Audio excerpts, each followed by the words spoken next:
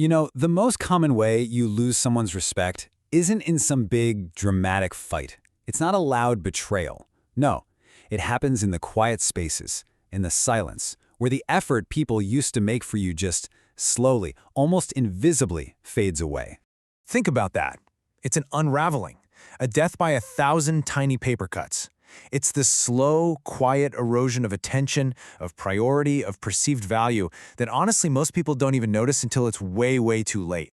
We don't do comfort here. We deal in clarity, because your feelings, they're completely irrelevant to the cold, hard wiring of social computation that's running in the background of every single interaction you have.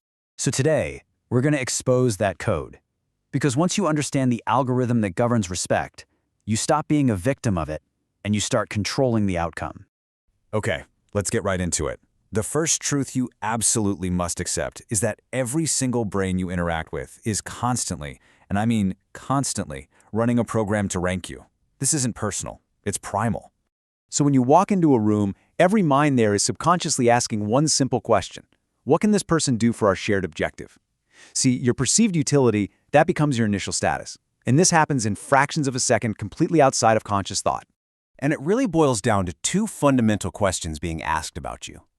First, what are your intentions toward me? That's your warmth score. And second, are you actually capable of acting on those intentions? That's your competence score. Now, what's really fascinating here is how this chart exposes the trap of just being nice. Look, if you're seen as high warmth but low competence, you don't get respect, you get pity. People see you as harmless, sure, but ultimately useless. Someone to be managed, not someone to collaborate with. Admiration, which is true respect, it only lives in one quadrant: high warmth and high competence. Anything else? Well, it leads to dismissal, resentment, or condescension. Don't just glance at this. Answer the question. In your last important meeting, your last crucial conversation, which box did they put you in? Because I promise you, their behavior has already given you the answer. Now let's build on that. Your competence score isn't just about how skilled you are. Oh no. It's filtered through another, much more primal lens: how available you are. And this brings us to the currency of scarcity.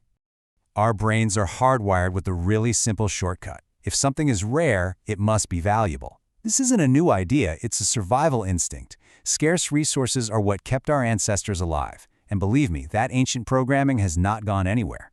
So here's the crucial takeaway. When you are always available, when you're always the first one to reply, always willing to drop everything to help, you are signaling abundance. And in the subconscious mind of everyone watching, abundance equals low value. This leads to a classic self-sabotaging behavior, a trauma response that psychologists call fawning. It's this misguided attempt to create safety by being overly pleasing, by over-explaining everything. You think you're building a connection by explaining every little detail, but what you're actually doing is broadcasting low status and a desperate need for their approval. And this right here perfectly illustrates the difference. Over-explaining literally hands the power to the other person. It invites them to audit your reality. Concise justification, on the other hand, signals that your word is final. Your frame is the dominant one. You need to understand this. High-status individuals never outsource their reality. So how do you know when your social rank is dropping? You don't wait for some formal announcement. You learn to read the data. And these are the micro-signals of a social demotion. Just look at this list. A single instance of any of these, that's just noise. But a pattern is a verdict.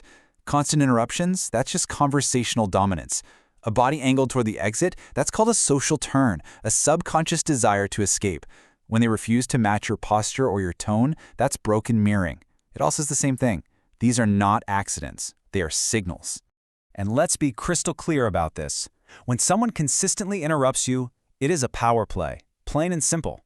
They are subconsciously communicating that the value of what they have to say is higher than the value of what you are currently saying.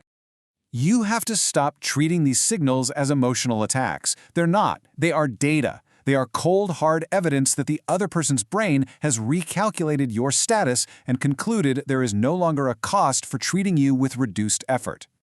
Acknowledging the data is the first step, but the next step is to stop playing defense. You don't win back respect by begging for it or demanding it. You architect it through quiet influence. See, influence is a far more powerful form of leadership than any formal authority. Authority can be given and it can be taken away. Influence, though, influence is earned. And it rests on just one thing: credibility. This is the formula. It's actually that simple. Competence proves you are capable. Character proves you are reliable.